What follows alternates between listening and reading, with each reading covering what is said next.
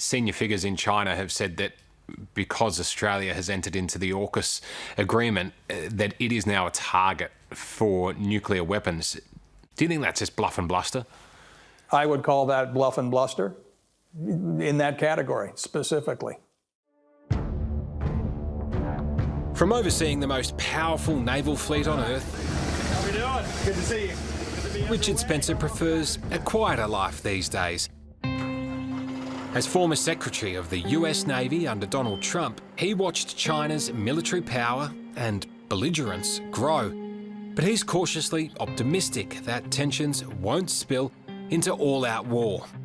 You know, China, I don't believe, is quote-unquote looking for a fight specifically to fight. It wants to flex its muscles. But look what happened in the Cold War with Russia. I mean, we managed many hot friction points, and it never went to a kinetic state. What do you mean by kinetic? You start firing rounds downrange. How likely do you think that is? I would hope that that's a far probability because it does no one any good.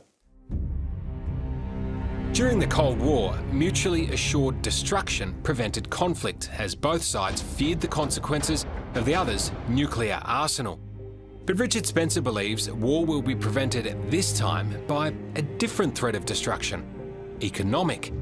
In this modern, globalised world, China and the US are each other's largest trading partners, so in reality, highly dependent on each other.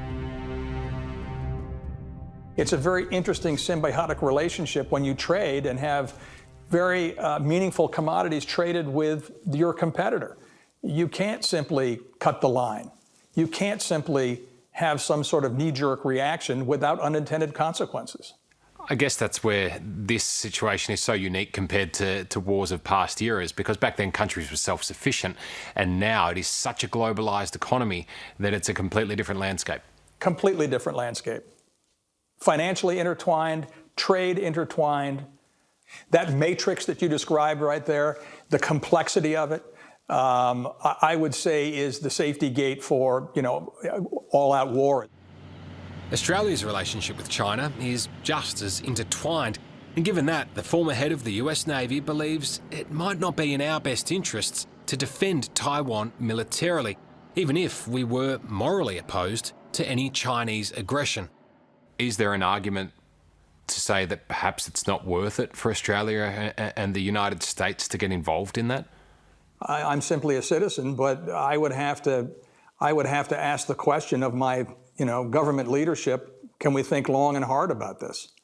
Knowing the scenarios, they're quite difficult. It would be a question that has to be asked. Is it kind of a case of you don't want to get involved in a war that you know you're probably not going to win? It's a very problematic situation in that regard. You have to think about what the results are at what cost.